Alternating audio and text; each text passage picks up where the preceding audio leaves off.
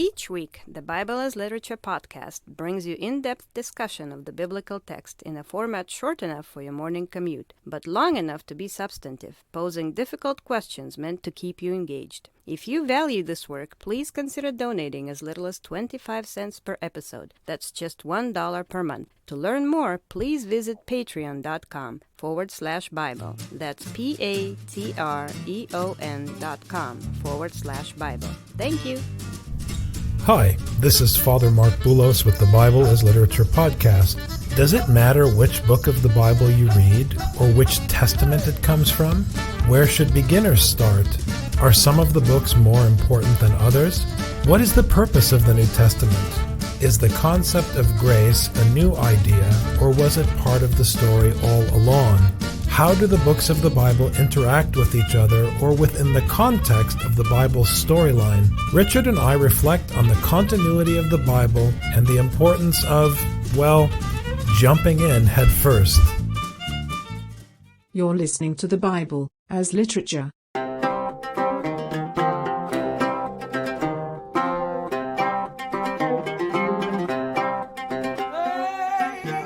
Hi, this is Father Marc Boulos. And this is Dr. Richard Benton. And you are listening to episode 47 of the Bible as Literature podcast. Since the book has come out and you have it published, you've gained a different perspective on what you've been thinking and how you've been developing those ideas. And one thing that became interesting to me is that understanding Galatians gave you an understanding of the Bible as a whole. I started working on the Galatians manuscript about the same time that I started doing a biblical program at church on Genesis. We spent a year at St. Elizabeth going through Genesis, and I remember coming back to a specific refrain over and over again in those discussions over the course of that year. We'd read a passage, we would do a study of the language, the grammar, the context, the narrative, all of this, working with commentaries and so forth. And it often struck me that we were in a book club with the Apostle Paul. I would say this repeatedly, because everywhere I turned, it just seemed like there was something in Genesis that was reflected in Galatians. The funny thing is, I started gaining insight into Genesis based on Paul's letter, which I'd already started working on, but at the same time, there were things about Paul's letter that I would never have come to terms with had I not been grappling with Genesis. Can you think of a specific example? The main theme of the book has to do with grace. This idea that God is the provider, God is the one who does the work, God is the one who supplies everything, so that man only has to accept what God supplies and live in gratitude and obedience under the shelter of God's generosity. I mean, this is what's happening in Genesis. God creates a setting for life. He offers life to all of the different creatures, including the human beings.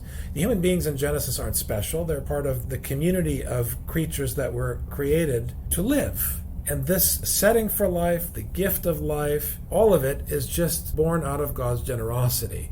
And man in Genesis keeps screwing it up by trying to do it himself, trying to build his own dynasty. Instead of accepting his place in God's creation, he wants to build infrastructure, to build tribe and clan. Genesis is a very interesting case because it ties the whole Bible together in a way. So, by reading Galatians, you can't help but notice the importance of grace. But then when you read Genesis, you notice how grace plays out in a narrative way. Well, Christians tend to, because they've basically hijacked these words, there is a Christian notion of grace that has nothing to do with the Bible, and I would say it's the mainstream notion of grace. It's the notion of grace that people fought over in the Reformation, and everybody misunderstood. It ranges from something like, I can do whatever I want, to when life is hard, God sprinkles this pixie dust on me and I feel better. But all of this is just, it's not what Scripture is dealing with. Grace is literally the favor that someone in a position of power offers you. You may deserve it, you may not deserve it, but you have no control over it. The best way to describe what grace is in a scriptural setting is someone who may be innocent or may be guilty goes to stand before a king who's sitting in judgment, and the king gives a pardon or withholds a pardon. If he withholds the pardon, he withholds his grace. If he gives you the pardon, you're off the hook, and that's it. There's no deliberation about you. It's simply the decision of the king. No human king is a provider, but this is the metaphor that Scripture chooses.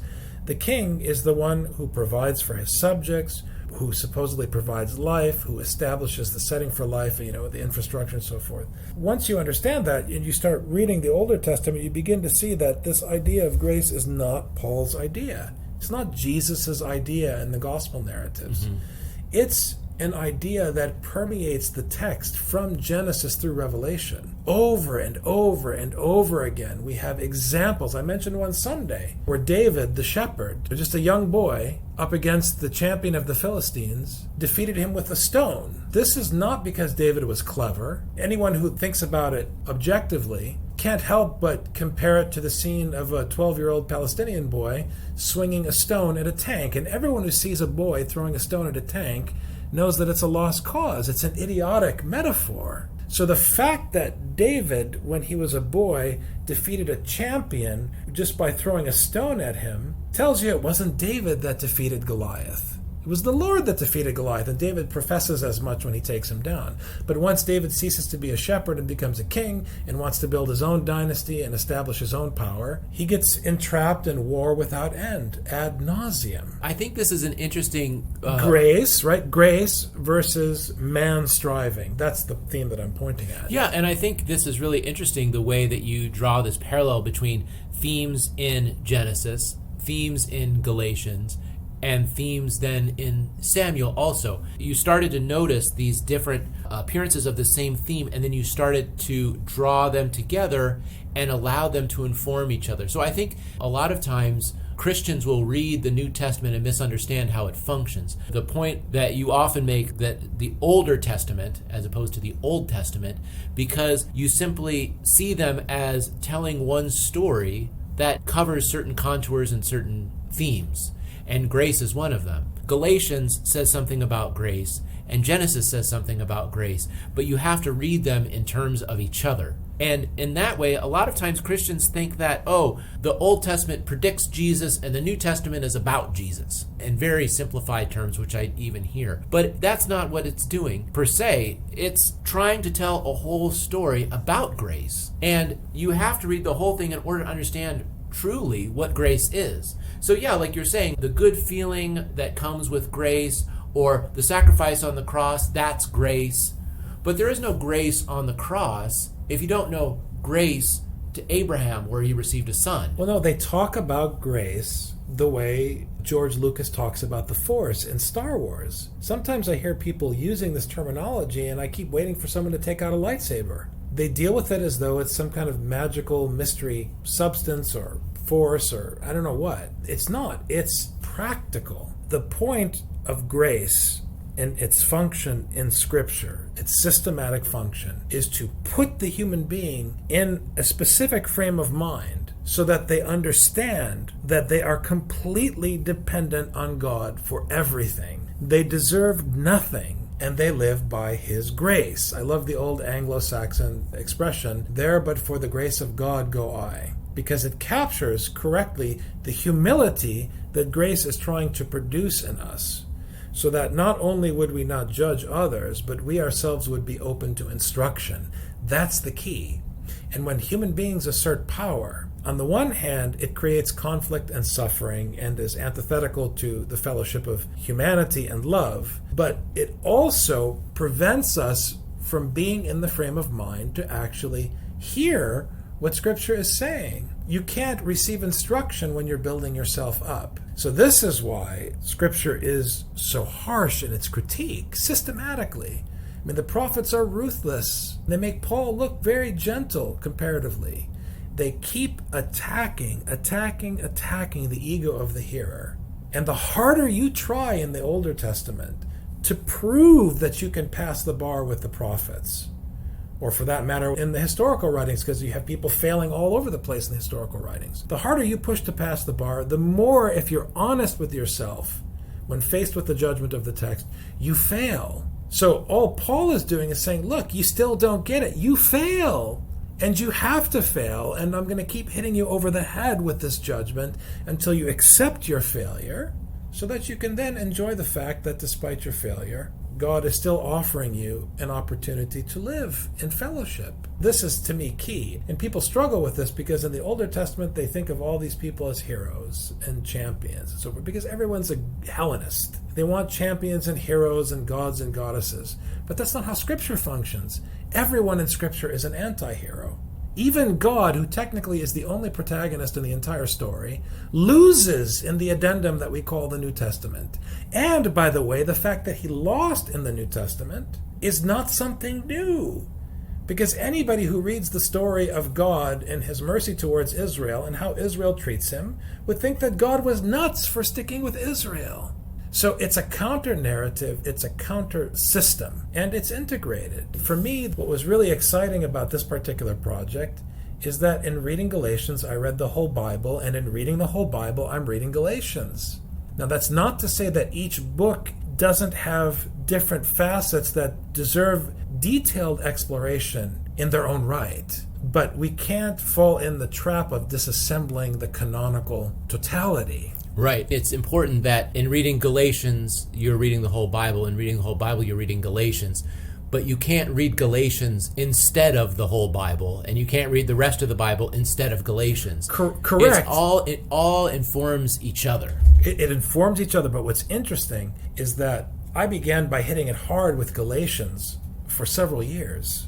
And it worked on my mind the way that I believe Galatians was intended to work on the mind of the uncircumcised. So that by grappling with what Paul is saying, you would have a chance of reading the Older Testament.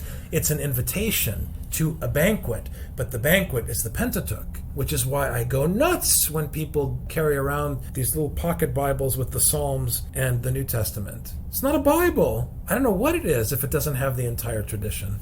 You know, we talk a lot about following the storyline, reading the entire story, reading the entire context, and what you're saying really reinforces that if you're going to read one book, you need to understand what else is going on. So oftentimes we get the question, you get the question, I get the question, okay, I want to study the Bible, where should I start? And I say start wherever you're having a good time. Start wherever you enjoy reading it and just read it. And like you say, if you read deeply in one spot for years and years and years, one book, it's going to work on your mind and it's going to change the way you think. And then once you've undergone that process, going back and reading the rest of the Bible, you're reading with that brain that's been partially formed by that book. And then as you read the rest of the Bible, it continues to shape and form your mind and your thinking. And each book that you read deeply, it's going to change the way that you read the rest of the Bible. I think there's something very practical that you've demonstrated in writing the book, is that when you take one book and just decide, I'm going to study this for a long time, ideas come of it. Absolutely. And a changed mind comes of it. Absolutely. A new reading of the rest of the Bible comes of it. Galatians, I don't want to sound, I'm not emoting here or being melodramatic, but for me it changed everything. Galatians changed everything. It reformatted my life. Not just my understanding, but everything about how I approach everything. Because Paul really boils everything down to what really counts. And when Scripture talks about life and resurrection and salvation, these are beautiful words that are meant to express in a kind of poetic, systematic language what really counts. When Paul talks about redeeming the time, what he's talking about is not wasting time, actually rescuing the time you have from its bondage to stupidity and reclaiming it for the cause of the gospel and for living according to the gospel. And what's so beautiful is that Galatians taught me beyond the shadow of a doubt that anything that does not pertain to the love of neighbor is malarkey and noise, as Paul says beautifully elsewhere in his poem about love. You're just making noise. If you're not talking about the commandment to love the neighbor, you've done nothing, no matter what you achieve. I think it's a wonderful conclusion to having read the book. So by no means would I discourage anyone from buying your book, but I would say Galatians is a nice short book. It's only 6 chapters. So you can read it in the evening. Well, this is why I picked it, and this is why I'm so intent upon the methodology of the Ephesus School. The methodology of the Ephesus School is a non-methodology, because when people sit down to discuss what books should we read for our Bible classes for our children, or what should our curriculum be, in my mind, we are already betraying the instruction to redeem the time when we talk this way. Because if you're serious about Scripture, it doesn't matter which book you pick up.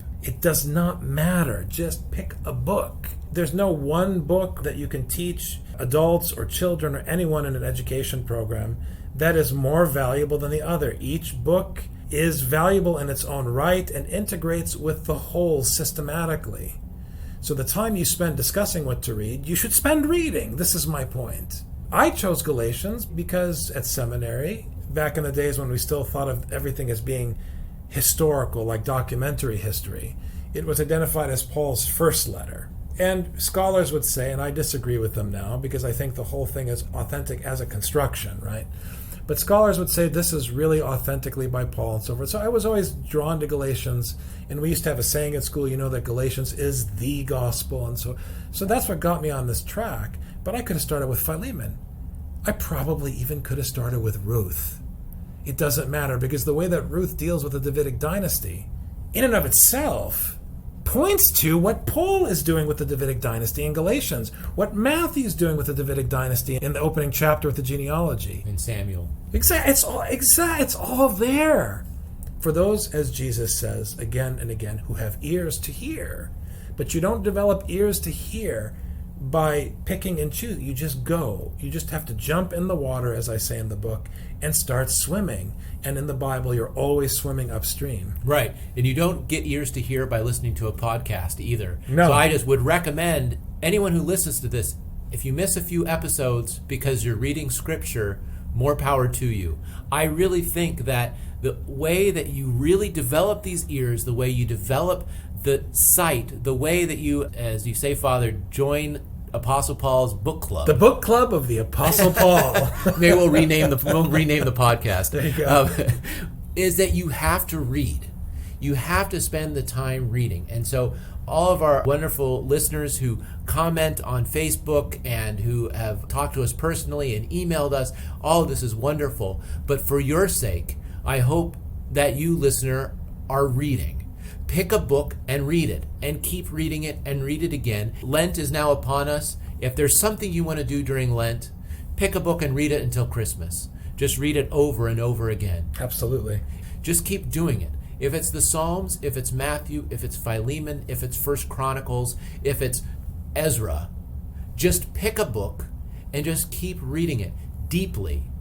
Because a lot of times people say, oh, the Bible is so big, the Bible is so intimidating, blah, blah, blah. What I used to say to my students is I would say, if you can't understand a book, you can understand a chapter. If you can't understand a chapter, you can understand a page. If you can't understand a page, you can understand a sentence. If you can't understand a sentence, you can understand a half a sentence. If you can't understand half a sentence, it is truly because you refuse to understand. We have to stop making excuses and sin and go for it.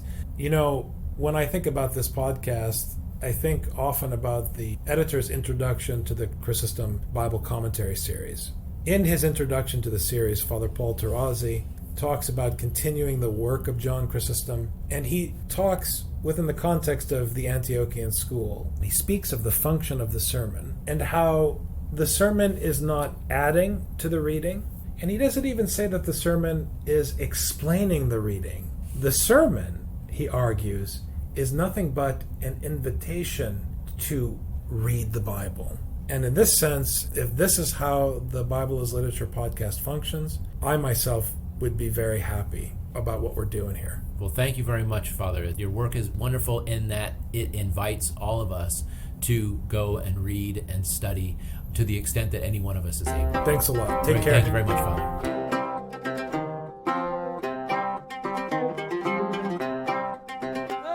You've just heard the Bible as literature.